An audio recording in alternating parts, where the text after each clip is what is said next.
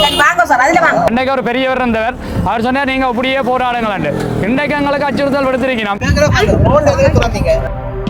கிளம்பி வந்து இப்போ போலீஸார்கிட்ட போய் போலீஸ் நாங்கள் அனுரா அரசாங்கத்தை கேட்கறது இதுதான். ராணுவத்தால் விடுபடாத கம்பி கட்டைக்கு உள்ள போலீஸாருக்கு காணி உள்ளுக்குள்ளுக்கு இருந்து ஒரு மெயின் ரோட்டுக்கு வர்றதுக்கு எவ்வளோ கஷ்டப்பட்டுக்கணும். நாங்கள் அப்பாண்ட காலங்களும் முடிவடைந்து விட்டு இந்த காணிகளை அதில் ஒரு ஐயா 2 பேர் போட்டி கொடுக்கணும். அன்பு தமிழ் என்ற ஒரு எங்களுக்கு நீங்கள் அந்த பம்மாத்து எங்கட மக்கள் தரப்பால் போடுறதுக்கு அவைக்கு என்ன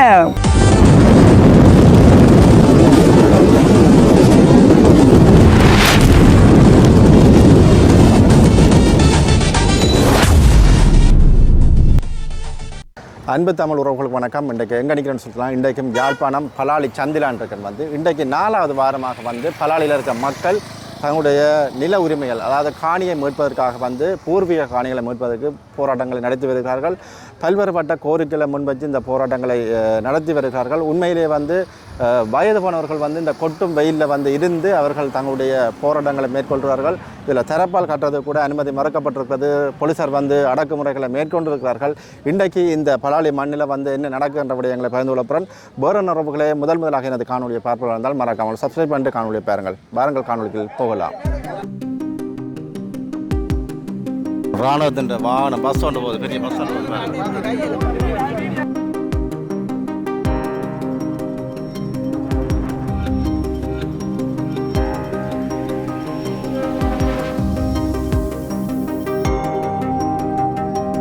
காணிகளுக்கு எப்போது மீட்சி எங்கள் காணிகள் எமக்கு வேண்டும். எங்கள் காணிகள் எமக்கு வேண்டும். எங்கள் காணிகள் எமக்கு வேண்டும். காணிகள் கிடைக்கும் வரை ஓய மாட்டோம். காணிகள் கிடைக்கும் வரை ஓய மாட்டோம். காணிகள் கிடைக்கும் வரை ஓய மாட்டோம். எமது காணிகளை எங்களிடம் ஒப்படை. எமது காணிகளை எங்களிடம் ஒப்படை. எமது காணிகளை எங்களிடம் ஒப்படை. வேண்டும் வேண்டும் காணிகள் வேண்டும். வேண்டும் வேண்டும் காணிகள் வேண்டும். வேண்டும் வேண்டும் காணிகள் வேண்டும். எங்களது காணிகளை விட்டு கொடுக்க மாட்டோம். எங்களது காணிகளை விட்டு கொடுக்க மாட்டோம். எங்களது காணிகளை விட்டு கொடுக்க மாட்டோம். பொறுமை காத்தது போதும். பொங்கி அழுவோம். பொறுமை காத்தது போதும்.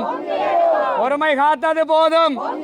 மாற்று காணிகள் எமக்கு வேண்டாம். மாற்று காணிகள் எமக்கு வேண்டாம். மாற்று காணிகள் எமக்கு வேண்டாம். போராடுவோம் போராடுவோம். இறுதி வரை போராடுவோம். போராடுவோம் போராடுவோம். இறுதி வரை போராடுவோம். போராடுவோம் போராடுவோம். இறுதி வரை போராடுவோம். இதில் முன்னுக்கு பாருங்கள், மக்கள் ஒலிம்பி இப்போ போலீஸார்கிட்ட போயினா போலீஸார் ஏதோ கதைச்சிருக்கணுமாக்கும், அதாவது தரப்பால் போடக்கூடாதுன்னு சொல்லி கதைச்சிருக்கணும். பாருங்க, மக்கள் ஒலிம்பி போலீஸார்கிட்ட போயினோம். வாங்க சார், அதுல வாங்க. நீங்க வாங்க, நாங்க கதைக்கிறோம். வாங்க, நீங்க வாங்க சார். இல்ல நீங்க வாங்க, நாங்க வரக்கூடாது. நீங்க இதுல வாங்க, நாங்க கதைக்கிறோம். நீங்க கூப்பிடுங்க சார், நாங்க கேட்கிறோம். வேண்டாம், உங்களுக்கு வெயிலுக்கு இருக்கேலா இவ்வளவு நாளே நாங்களும் பொறுத்து பாத்துட்டோம் சார். வெயிலுக்குள்ள இருக்கிறோன்னா ஒரே தலைவிடி எங்களுக்கு. எங்கட காணிங்க தந்தையே நாங்கள் இப்படி நிக்க போறோம். பொய் சொல்றோம் என்ன பாக்குறதுக்கெல்லாம் மாறி மாறி சொல்ல. மக்களுக்காக செய்யறீங்க, மக்களுக்காக வேண்டா. மக்கள் வெயிலுக்கான துடிக்குதுகள், வருத்தம் வருகுது. நாங்கள் அப்ப என்ன செய்யறோம்? கட்டின தற்பாலையும் இன்றைக்கு நிக்கிறீங்க கட்ட பண்ணாடு. நாங்கள் கட்டி ஏதாவது உங்களுக்கு இடைஞ்சல் வந்து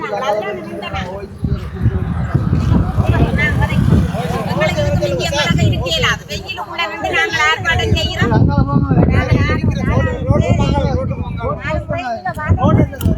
திறந்து விட பாக்கல ரோடு கிளம்பிங்க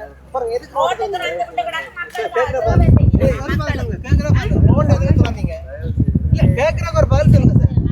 சொல்ல மாட்டேங்க. இல்ல ரோட்டை எதுக்கு திறந்தீங்க? ஆக்கெல்லாம் போய் போனாங்க எல்லாம் இதுக்கு தானே திறந்தீங்க. ரோட்டு எதுக்கு? ரோட்டு ஆக்கள் எல்லாமே எதுக்கு? ரோட்டு ஆக்கெல்லாம் எதுக்கு?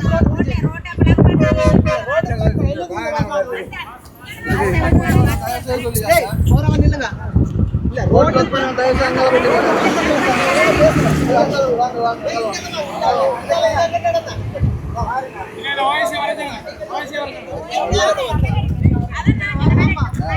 ரோட்டை திறந்து விட்டுறாங்க. எதுக்கு ரோட்டை திறந்து விட்டுருக்கீங்க? உங்களோட வசதிக்கா? எல்லாம் உங்களோட ஹோட்டல்ல தங்குறாங்க. சிங்களாக்கள் எல்லாம் இல்ல சிங்களாக ஹோட்டல்ல தங்குறதா தான் ரோட்டை திறந்து விட்டீங்களா? ஐயா ஐயா சிங்கள சாப்பாடு சாப்பிட்றதா இங்க திறந்து வச்சுருக்காங்க ரோட்டு. மஞ்சள் போட்டு மங்களம் ரோட்டுல நீங்க ரோட்டுக்கு தானே போக வேண்டாம். சரி ரோட்டுக்கு போக வேண்டாம். நாங்க இதுல நிக்கிறோம். உங்களுக்கு தரப்பால் கட்டுறது கோமிசனை தாங்க. இல்ல ஓஎஸ்கே எது ரோட்டை பிளாக் பண்ணா இதுக்கு ரோட்டு எங்கட ரோடு மொத்தமா எங்களுக்கு அந்த ரோடு அந்த நேரத்துல நாங்க ரோடு தான். அது என்ன இப்ப மட்டும் ரோட்டுக்கு வராது. ரோட்டுக்கு மங்கால மஞ்சள் கோட்டு மங்கால மக்கள் நீங்க அங்க வந்து கதைங்க உங்களுக்கு எல்லா உரிமையும் இருக்கு. மஞ்சள் இன்றைய தினம் பலாலியில் 4வது வாரமாக மக்கள் தங்களுடைய காணி உரிமைக்காக போராடி கொண்டிருக்கிறார்கள். இன்றைய தினம் உண்மையாக வருத்தத்துக்குரிய விஷயம் என்னென்றால் மக்களுடைய போராட்டம் போலீஸாரால் திசை திருப்புகின்ற ஒரு நிகழ்வு காலமே அரங்கேறி இருந்தது. அவையின் முழு நோக்கம் வந்து இவைகளை எப்படியாவது சட்ட ரீதியாக நாங்கள் கைது செய்ய வேணும் செய்வோம் என்று ஒரு வெறிட்டத்தான் செய்திருந்தார். பிழையான விஷயம் என்னென்றால் கடந்த ஞாயிற்றுக்கிழமை போராட்டத்தில் சுமந்திரன் அவர்கள் வந்திருந்தார். அப்போது நாங்கள் எல்லாம் தரப்பால் கையில் பிடிச்சி கொண்டு போராடினோம். அப்போ அதற்கு அவர் நாங்கள் இதில் கொட்டகை அமைக்கிறாக கேட்டபோது தான் எஸ்பியோட டிஎஸ்பியோட டிஐயோட கதைக்கிறேன்னு சொல்லி பெரியவரோட கதைச்ச போது இப்படியே நீரங்கள் போராடுங்கன்னு சொன்னவே போன ஞாயிற்றுக்கிழமை. ஆனால் இன்றைக்கு திட்டமிட்டே போலீஸார் முதலே மக்களை பயமுறுத்தி இருக்கணும். நீங்கள் தரப்பால் ஏதாவது கட்டினீங்கன்னா உங்களை கைது செய்வோம்னு சொல்லியிருக்கணும். நல்ல விஷயம். நீங்கள் கைது செய்து கோர்ட்ஸு தான் கொண்டு போக போகிறீங்க. அதை பற்றி பிரச்சனை இல்லை. பொதுமக்களை நீங்கள் கைது செய்கிறதுக்கு நல்ல விஷயம். அதே போலீஸாருடைய இலக்கங்களை எடுத்து அதே நீதிமன்றத்துக்கு மக்கள் தங்களுடைய உரிமைகளுக்காக போக வேண்டி வரும். அவர்கள் அந்த ஏனைய போராட்டங்களை விரட்டுவது போல் இல்லை. இது முழுக்க முழுக்க மக்கள் தங்களுடைய வாழும் உரிமை பறிக்கப்பட்ட அல்லது இந்த நாட்டில் வாழுகின்ற உரிமை மறக்கப்படுகிறது. அந்த உரிமையை பெற்றுக் கொடுக்கிறது போலீஸார். அப்போ போலீஸார் இதை விளங்கி கொள்ள வேணும். போலீஸாரை நாங்கள் கேட்டிருந்தாங்க, நீங்கள் இராணுவத்துக்கு சார்பாக அங்கால போய் நிற்க வேண்டாம், மக்களோட வந்து மக்களுக்கு உதவி செய்கிறது தான் போலீஸாரின் கடமை. அவை முழுக்க போலீஸார் சட்ட ரீதியாக அவர்கள் சட்டத்தை பற்றி கதைக்கிறார்கள். ஆனால் பலாலியில் முந்தி போலீஸ் ஸ்டேஷன் இருக்கே இல்லை. இந்த பலாலி வடக்கு ஆர்சி பாடசாலை பக்கத்தில் பாடசாலைக்கு பக்கத்தில் அது அந்த மதிலோட பக்கத்தில் போலீஸ் ஓஎஸ்சிக்கு குவார்ட்டர்ஸ் கட்டியிருக்கணும். சட்டவிரோதமாக கட்டியிருக்கணும். எங்கே அரச காணி இல்லை, அது பொதுக்காணி. அதாவது வந்து மேய்ச்சத்தடவை பொதுக்காணியில், அதுவும் பாடசாலைக்கு அருகில் இதுக்கு விளங்கி இருக்க வேணும். ஒரு பாடசாலையில் விளையாட்டு மைதானம், அதிபருக்கான குவார்ட்டர்ஸ், டெக்னாலஜி லேப் பண்ணால் அது ஒரு ஓஎல் பாடசாலை. அந்த பாடசாலைக்கு அயலில் காணி இல்லை. ஆனால் போலீஸார் அந்த காணி விடுபடே இல்லை. இராணுவத்தால் விடுபடாத கம்பிக்கட்டைக்கு உள்ள போலீஸாருக்கு காணி கொடுத்து போலீஸ் முதல் அதை பார்க்கணும். போலீஸார் சட்டவிரோதமாக ஓஎஸ்சிக்கு நீங்கள் குவார்ட்டர்ஸ் கட்டியிருக்கிறீர்கள். அது ஒரு பொதுக்காணி, அரச காணி இல்லை. நீங்கள் சட்டத்தை பற்றி கலைக்கிறீங்க. சட்டத்தை நடைமுறைப்படுத்துறது நீங்களே தவிர நீங்கள் சட்டத்தை கையெடுத்து மக்களை விரட்டிடாது. அங்கே வந்திருக்கீங்க நிறைய பேர். அப்போ சுமந்திரன் ஐயா அவர் சொல்லியிருந்தார், தான் ஏஎஸ்பியோட கதைக்கிறேன், டிஐயோட கதைக்கிறேன். அன்றைக்கு ஒரு பெரியவர் இருந்தவர், அவர் சொன்னார் நீங்கள் இப்படியே போராடுங்களேன். இன்றைக்கு எங்களுக்கு அச்சுறுத்தல் விடுத்திருக்கணும், எங்களை கைது செய்யணும்ண்டு. நீங்கள் கைது செய்து கொண்டு போகிறது கோர்ட்ஸ். நாங்கள் சட்டத்தை மதிக்கிறோம். சட்டத்துக்கு நாங்கள் அனைவரும் தலைவணங்கி தான் இந்த நாட்டில் நடக்கிறோம். நாங்கள் சட்டத்துக்கு உட்பட்டு இந்த வீதியோரத்தில் எந்த இடையூறும் இல்லாமல் இந்த மக்கள் போராடினோம். உண்மையில் இன்றைக்கு கொளுத்துற வெயில் வேறு நாடுகளில் மக்களுக்காக தண்ணி அடித்து குளிராக்கி கொண்டிருக்கிறான் சுவிஸ் போன்ற நாடுகளில். இந்த நாட்டில் மிக கேவலமாக, மிருகங்களை விட கேவலமாக மக்களை நடத்துவதாக இந்த போலீஸாருடைய செயற்பாடு இருக்கிற மக்களை அச்சுறுத்துற வேலை. இது முழுக்க முழுக்க நாங்கள் எந்த கட்சி சார்பான போராட்டம் இல்லை, இது மக்கள் போராட்டம். அதுவும் எங்களுடைய வாழும் உரிமைக்காக போராடுகிறோம். ஆகவே இதை தயவு செய்து கருத்தில் கொண்டு இங்கே வர்ற அரசியல்வாதிகள்கிட்ட நாங்கள் கேட்டுக்கொள்கிறோம், நீங்கள் இந்த முடிந்தால் இந்த மக்களுக்கு உங்களோட சட்ட ரீதியாக நீங்கள் பாராளுமன்றங்களில் அல்லது போலீஸ் பெரியவரோட கதைச்சு இந்த பிரச்சனைகளுக்கு தீர்வை தர்றதை விட்டு நீங்கள் வந்து பாராளுமன்றத்தில் கதைச்சு சட்ட ரீதியாக இந்த காணியை எப்படி விடுவிக்கலாம், டிசிசி மீட்டிங்கில் கதைச்சு இதில் இராணுவ தளபதி வாரார், ஆளுநர் கன்னத்தில் கையை வச்சுக்கொண்டு இப்படி படுத்திருக்கிறார். அப்போ ஒரு அரசாங்கத்தினுடைய ஜனாதிபதியினுடைய நேரடி பிரதிநிதி நாங்கள் போய் கதைக்கிற போது அவர் இப்படி தான் படுத்திருக்கிறார். இப்படி எங்களுக்கு சாபக்கேடு இந்த அதிகாரிகள் மாறும்.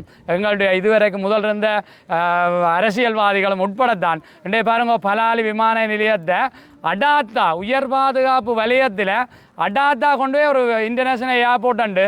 எங்களோட தமிழ் அரசியல்வாதிகள் உட்படத்தான் நீங்கள் அடிக்கல் நாட்டினீங்க. இன்றைக்கு அதால் 700 ஏக்கர் விட மாட்டேன்னு சொல்கிறான். சரிதானே?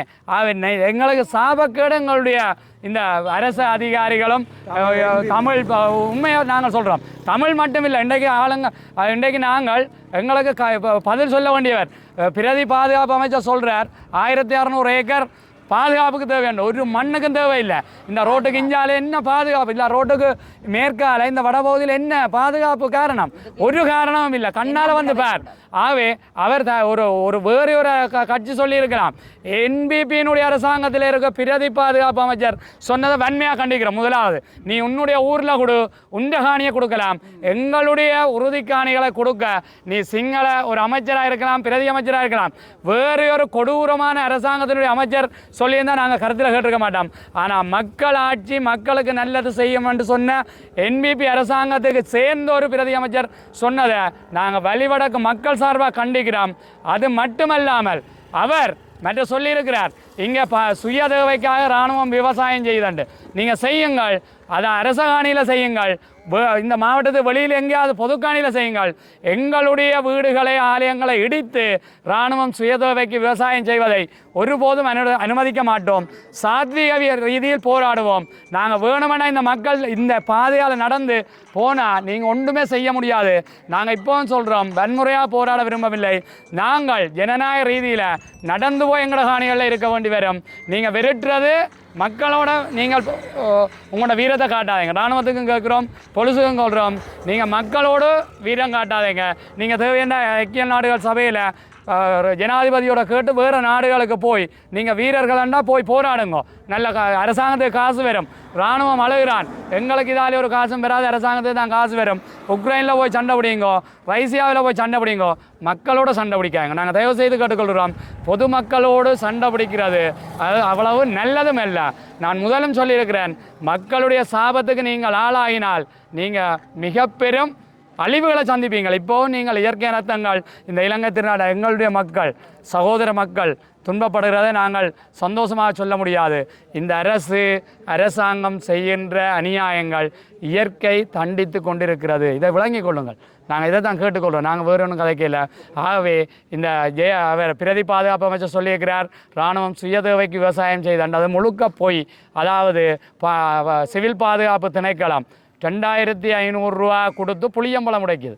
கேவலம், பிச்சு எடுக்கலாம். நான் உள்ள சொல்கிறேன், நீங்கள் இப்படி வெளி உலகத்துக்கு நல்லதாக காட்டுறதை பார்க்க இந்த சிவில் பாதுகாப்பு திணைக்களம் வந்து எங்களுடைய காணிகள் வீடுகளுக்கு இருக்க புளியம்பழத்தை பொறுக்கி 2500 ரூபா சம்பளம் கொடுத்து உடைக்கிற ஒரு கேவலமான வேலையை செய்யாமல் நீங்கள் ஏதாவது நல்லதை செய்யுங்க, வித்தியாசமாக யோசிங்க.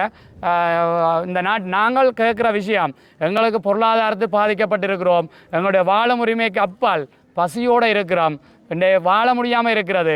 நாங்கள் பொருளாதாரம் செய்வதற்காக எங்களுடைய விவசாய மண்ணை விட்டு தரவணும். கடத்தொழில் செய்கிறாருக்கு கடலில் சுதந்திரமாக இந்த மக்கள் குடியேர்ந்து கடத்தொழில் செய்கிறதுக்கும் விவசாயம் செய்கிறோம், எங்களோட நிலங்களை விடுவிக்கும். இதை நாங்கள் கேட்டுக்கொள்கிறோம். தொடர்ந்து நாங்கள் போராடுவோம். அது பெரிய பிரச்சனை. அம்மா வணக்கம். அம்மா வணக்கம். 4வது வாரமாக நீங்கள் இந்த பலாலி சந்தியில் வந்து ஆர்ப்பாட்டம் செய்து வாரீர்கள். இன்றைக்கு உங்களுக்கு இதில் வந்து போலீசாரம் வந்து சில நெருக்கடிகளை தெரியணும், என்ன சொல்ல விரும்புகிறீங்க? இது எங்களோட இடம். என்னுடைய இடமே இந்த இப்போ சந்தி, என்னுடைய வீடு இந்த ரோட்டுக்கு அங்கால அதில் தான் கட்டிடம் கட்டி வச்சிருக்கிறேன். முன்னாலே ஒரு பேக்கரி, இதை சுற்றி நகை செய்கிற கடை, சலூன், லோன்ட்ரி, கூழ்வார் இருந்தது. இதில் ஒரு மாடி கட்டிடம், அதில் சங்கக்கடை, புடவை கடை, பலசரக்கு கடையெல்லாம் இருந்தது. சரிங்க, 30 இந்த வீட்டு ஸ்டூடியோ வச்சுருந்தவ எங்களோட 2 சிநேகிதர். அப்போ எங்களுக்கு அடுத்த ரோட்டுக்கு போகணும் இல்லை, அடுத்த தெருவுக்கு போகணும் இல்லை, எல்லா வசதியும் அப்போவே 37 வருஷத்துக்கு முன்னுக்கு இருந்தால், இப்போ 37 வருஷத்துக்கு பின்னுக்கு பார்க்க என்ன வசதியாக இருந்திருப்போம் நாங்கள். என்ன இப்போ நாங்கள் இந்த எனக்கு பருத்தித்துறையில் இருந்து கீரிமலைக்கு 763 பஸ், யாழ்ப்பாணத்திலேருந்து கீரிமலைக்கு 764 பஸ். எங்களுக்கு 2 பாதையும் எங்களோட காணியிலேருந்து அதுக்கும் போகலாம், இதுக்கும் வரலாம். இப்போ போய் எல்லாம் எங்களுடைய ஆக்கள், நான் மட்டுமில்லை எங்களுடைய ஆக்கள் எல்லாம் உள்ளுக்குள்ளுக்கு இருந்து ஒரு மெயின் ரோட்டுக்கு வர்றதுக்கே எவ்வளோ கஷ்டப்பட்டு கொண்டிருக்கிறேன். எங்களோட அம்மாண்ட சகோதரங்கள்ட பிள்ளைகள், அப்பாண்ட சகோதரங்கள்ட பிள்ளைகள், மாமா மாமி மச்சால்மார் சகோதரங்கள், உண்ட விட்ட சகோதரங்கள் எல்லாம் இந்த வடமாகாணம் முழுக்க அது பிரிஞ்சு இருந்து அவைய நாங்கள் காண்றது கூட கஷ்டம். அதோட ஆரோக்கிய மாதா கோயில், செபஸ்டியார் கோயில், காணிக்க மாதா கோயில்காரர் எல்லாரும் சேர்ந்து தான் நாங்கள் வழிபாடு செய்கிறது. கொண்டாட்டம் இப்போ திருவிழாக்கள் வந்தால் சேர்ந்து செய்கிறது, கொண்டாடுறது, இருந்து ஒண்டா பாட்டிகள் வச்சு அப்படி நாங்கள் இளைஞர் மன்றம், இளைஞர் ஒன்றிய மன்றம் எல்லாம் இருந்து செய்து இப்போ அவிய காண எங்களுக்கு மதங்களை தாண்டி இருந்த ஃபாதரம் அப்படித்தான் எங்களை எல்லாம் சேர்த்து சாதி மத பேதம் இல்லாமல் எங்களை சேர்த்து செய்தவர். நாங்கள் முந்தி இருந்த தேசிய இளைஞர் மன்றம் ஒன்று இயங்கிச்சது. அதில் இந்த பலாலி ஏரியா ஃபுல்லாக எல்லா இளைஞரும் இருந்தவர். இப்போ அவிய காண நாங்கள் அடையாளம் தெரியாத மாதிரிக்கு இருக்கிறோம். நாங்கள் பேர் சொல்லி இன்னார் சில பேரை மறந்தே போனோம். அப்படியான ஒரு காலங்கடந்த வாழ்க்கையாக போச்சு எங்களோட வாழ்க்கை. எங்களுக்கு நாங்கள் இராணுவத்தை ப்ளஸ் சொல்ல நாங்கள் வரைகிறேன். அவை அந்த தோட்டம் செய்யணும், இந்த தோட்டம் செய்யணும், அல்லது கட்டடம் கட்டி இருக்கணும், தென்னம்பிள்ளை வச்சிருக்கணும் எல்லாம் நாங்கள் சொல்ல வரையில எங்களோட காணிகளை எங்களுக்கு விட்டு தந்தால் எங்களுக்கு சரி. எங்களோட பிள்ளைகள் சொந்த நிலம் இல்லாமல் வேறு எங்கேயோ ஒரு பெருமதி இல்லாத ஒரு ஆக்களை நாங்கள் இருக்கிறோம்.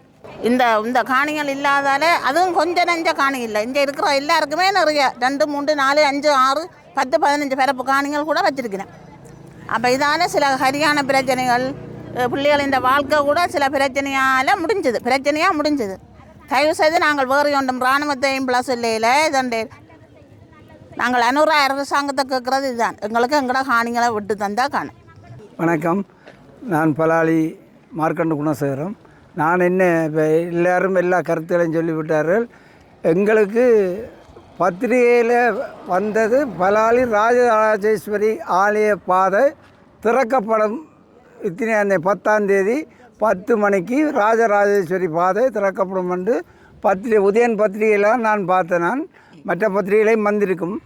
எங்களுக்கு நீங்கள் அந்த பம்மாத்து விடுறது வேணும். இதே மாதிரி முதலும் ஒரு தடவை சொன்ன நீங்கள் ராஜராஜேஸ்வரி பாதை திறந்தாச்சு, மக்கள் பாவனைக்கு விட்டாச்சு, இரவு 10 மணி மட்டும் போடுறேன்னு சொல்லி.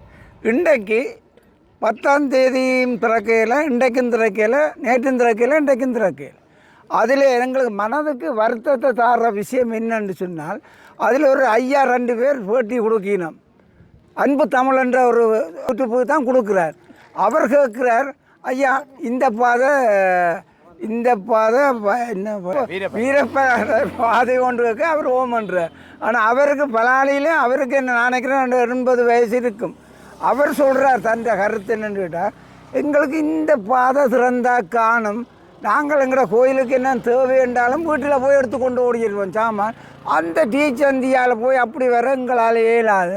நீங்கள் இந்த பாதையை தான் எங்களுக்கு திறக்கிறதுக்கு நீங்கள் அனுமதி பெற்று தரணுமென்று அவர் துறப்போடு நிற்கிறார். கோயிலுக்கு போகணும். அப்போ அங்கே நின்ற இராணுவத்தின சிவிலில் நின்றவை சொல்லிச்சுன்னா இதால் போயிடலான்னு. பிறகு அதால் சுற்றி ஒரு சின்ன ஒரு முந்தி பழைய வைரவ கோயிலால் ஒரு ஒடுங்கின ஒரு ஆள் திரும்ப இல்லாத பாதையால் போய் கோயிலில் போய் அவர் துறப்பை போட்டு துறப்பை எடுத்து கதைச்சி ஒன்று கேட்க இராணுவ தளபதி மேர் அந்த வளமையான இதால் ராஜராஜேஸ்வரியின் வளமையான பாதையில் நான் அன்று எங்களோட சத்திவேல் கோயிலில் நிற்கிறேன். அப்போ தளபதி மேர் போயினோம். அதுக்கு முதல் ஒரு தீயணைக்கும் படை ஒரு வாகனம் போனது. அவை போய்க்க பேருந்து அந்த காலனி அந்த இதில் தான் பார்த்தேன். ஆமிக்காரர் 3 பெரியவர் முள்ளுக்கு போய் ஏதோ கதைச்சி போட்டு உங்களுக்கு கோயில் எத்தனை நாள் கேட்க 13 நாளைக்கு தான் உங்களுக்கு தற்காலிகமான பாதை விடப்படும். இப்போ பாருங்கள், ஒரு ஊரில் இருந்து கொண்டு நாங்கள் எல்லோரும் போடுறாரோ மக்கள் இந்த காணிக்கு அவே சொல்லினா எங்களுக்கு 150 பேர் நாங்கள் இதுக்குள்ள குடும்பம் இருக்கிறவங்களுக்கு இந்த பாதையை திறந்து விட்டால் காணும். அப்போ எங்களோட வேற்றுமே பாருங்கள் என்னன்று. அப்போ ஒரு பகுதி நாங்கள் இந்த வெயிலில் இந்த காஞ்சி கொண்டிருக்கிறோம், நாங்கள் மக்களுக்காக போராடுறோம். அவே சொகுசாக இருந்து கொண்டு தங்கட காணியும் தங்கட கோயிலும் அந்த கிழக்கு பக்கத்தை கோடிக்கலால் இப்போ நாங்கள் சுருக்கம் அங்கட பேச்சு வாழ்க்கை சொல்கிறோன்னா கோடிக்கலால் பாதயாத்திரங்கோ நாங்கள் எங்களோட கோயிலுக்கு அந்த பக்கத்தால் வந்து அந்த பக்கத்தால் போகிறோம். உங்களால் இருக்கிற காணி எங்களுக்கு பிரச்சனை இல்லைன்னு. அப்போ நாங்கள் இந்த எம்பிபி அரசாங்கத்துக்கு தான் நாங்கள் இந்த மக்கள் எல்லோரும் நம்பி வாக்களித்த நாங்கள் எங்களோட வாக்குகளால் தான் இந்த 3 எம்பிக்களும் ஒரு போனஸு ஆசனம் கிடைச்சி ஒரு மினிஸ்டரும் இங்கே இருக்கிறார். அவே வந்து அந்த அந்த இதில் தங்களோட படங்களையும் போட்டு இராணுவத்தோடு நிற்கிற படத்தையும் போட்டு சரி பலானி ராஜராஜேஸ்வரி பாதை திறந்தாச்சு. இன்றைக்கும் ஒரு உலகத்தில் எல்லாரும் நினைப்பினோம் ராஜராஜேஸ்வரி பாதை திறந்தாச்சுண்டு. இன்றைக்கு போக வழி இல்லாமல் இருக்குது. நாங்கள் இந்த கொளுத்தும் வெயிலில் இருக்க ஒரு தற்பால் போட்டு இருக்கக்கூடிய எங்களுக்கு அனுமதி இல்லாமல் நாங்கள் அப்படி அத்துமீறி நாங்கள் பிடிச்சால் எங்களோட படங்களை எடுத்து தாங்கள் கோர்ட்ஸில் கொண்டு வழக்கு போடணுன்ற பரவாயில்லை, போட்டாலும் பரவாயில்லை. நாங்கள் எங்களோட மக்கள் போராட்டத்துக்காக நாங்கள் ஜெயிலில் இருந்தாலும் எங்களுக்கு பரவாயில்லை. ஆனால் இப்போ எங்கள் முதிர்ச்சிகாரம் எங்களோட வயது முதிர்ச்சி இங்கே பாருங்க, எத்தனை இளம் பிள்ளைகள் எத்தனை சின்ன பிள்ளைகள் எல்லாம் இந்த எரிக்கிற வெயிலில் செப்டம்பர் மாதத்துக்கு மேலே இந்த வெயில் இப்படி இருக்குமா, ஒவ்வொரு மாதமும் கூடிக்கொண்டே இருக்குமா.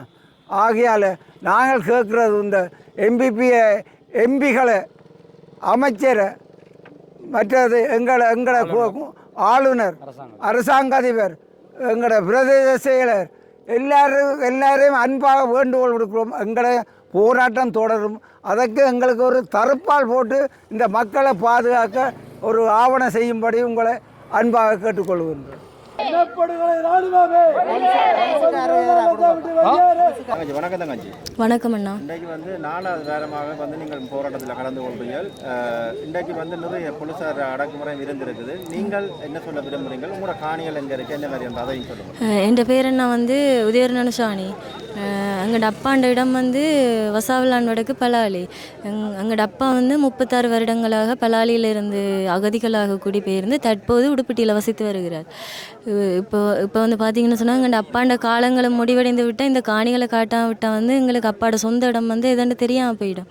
அதால் வாரந்தோறும் ஞாயிற்றுக்கிழமைகளில் வந்து இப்படியான நாங்கள் போராட்டங்களை மேற்கொண்டு வருகிறோம். இந்த காணிகளை விட்டு தருமாறு நமக்கு ஒரு தீர்வினை வழங்குமாறு மிகவும் தாழ்மையுடன் கேட்டுக்கொள்கிறேன். நன்றி.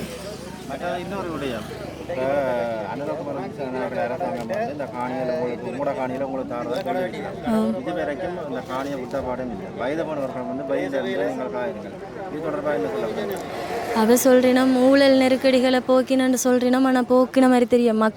மக்கள்கிட்ட காணிகளை வந்து மக்கள்கிட்டே ஒப்படைக்கணும்னு சொல்கிறேன். ஆனால் இப்போ ஞாயிற்றுக்கிழமைகளை வந்து இந்த போராட்டம் செய்து கொண்டு தான் இருக்கணும். ஆனால் அவங்க வந்து எங்களோட காணிகளை மட்டும் விட்டு எங்களுக்கு தர்றாங்க இல்லையே. அதான் நேரன்னு சொல்லி சொன்னால் 36 ஆண்டுகள் ஆச்சு. அவர்கள் வந்து தங்களோட சொந்த காணி என்று நினைச்சு தான் இராணுவத்தினர் வாழ்கிறார்கள்ன்ற ஐயப்பாடு மக்கள் மத்தியில் இருக்குது. அதனால தான் அந்த காணிகளை விடுறதுக்கு யோசிக்கணும் என்னன்னு தெரியாதுன்றதும் மக்களோட கருத்துக்களாக இருக்குது. உங்களுக்கு எத்தனை ஏக்கர் காணி இருக்குது அது தெரியுமா? இங்கே கூடவே அப்பப்பாவுக்கு கூட ஏக்கரில் இருக்குன்னு சொல்லி இருக்கணும். ஆனால் எனக்கு சரியாக தெரியாது.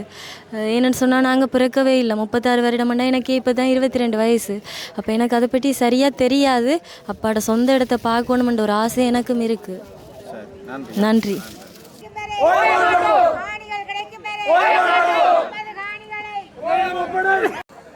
ஐயா வணக்கம். ஐயா வணக்கம் ஐயா.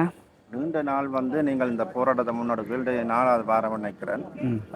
இதுவரைக்கும் உங்களுக்கு ஒரு தீர்வுகள் இன்னும் கிடைக்கல. உங்களோட காணிகளை பறை கொடுத்துட்டு நீங்கள் வெயிலுக்குள்ள காய்கறிகள் வயது போன நேரத்தில் தற்போது வந்து இந்த போராட்ட சூழ்நிலையில் வந்து நீங்கள் தரப்பால் கூட போடுறதுக்கு உங்களுக்கு அனுமதி மறுக்கப்பட்டிருக்குது. இது தொடர்பாக உங்களோட கருத்தை சொல்லுங்க. கேட்கிறேன், இந்த இராணுவமோ போலீஸாரோ ஏன் அதை தடுக்கணும்? இந்த மக்கள் இதில் தரப்பால் போட்டு கொண்டு இருக்கிறதுக்கு அதுக்கு என்ன பிரச்சனை? இது எங்கட சொந்த மண், இது அவைன்ற காணி அல்ல, இது எங்கட காணி, ரோட்டு பொது ரோட்டு. அதில் எங்கட மக்கள் தரப்பால் போடுறதுக்கு அவைக்கு என்ன தடை? இதை நான் மேலிடத்தில் அரசாங்கத்திலேயோ ஜனாதிபதியோ பெரிய கொமாண்டர் மாதிரியோ இதை நான் கேட்க இருக்கிறேன். இதை தயவு செய்து எங்களோட காணியை விட வேணும், இந்த போராட்டத்தை நிப்பாட்ட வேணும். அல்லாவிட்டு இதுக்கு இந்த மக்கள் வெயில் காயாமல் இதுக்கு ஒரு தடுப்பால் போட உத்தரவு தர வேணும். இது இல்லாவிட்டு இதுக்கு ஒரு நடவடிக்கை எடுக்க வேணும், கட்டாயம் எடுக்க வேணும். எனக்கு 92 வயசு. நான் எடுப்பேன் நடவடிக்கை. எனக்கு வயது கூடி விட்டது. அல்லாட்டி நான் எப்போவோ இதுக்கு நடவடிக்கை எடுத்திருப்பேன். உங்களுக்கு என்ன அனுபவம்? எங்களோட மண்ணில் எங்களோட சொந்த இதில் நாங்கள் வேறு ஒன்றும் கேட்க இல்லை. எங்களோட மண்ணை விட சொல்லி தானே கேட்குறோம். நீங்களே எங்களோட எதிர்ப்பான். ஆனால் படியினால நான் கதைக்க விரும்பவில்லை. அடுத்தபடியாக அடுத்த கட்டத்தில் கதைப்போம். எங்களோட சொந்த மண்ணை தயவு செய்து இந்த குமாண்டர் மாதிரியோ இராணுவத்தையோ அரசாங்கத்தையோ நான் அன்போடு கேட்கிறேன். நாங்கள் எதிரிகள் என்று எங்கள்கிட்ட காணிய விடும்படி. நன்றி.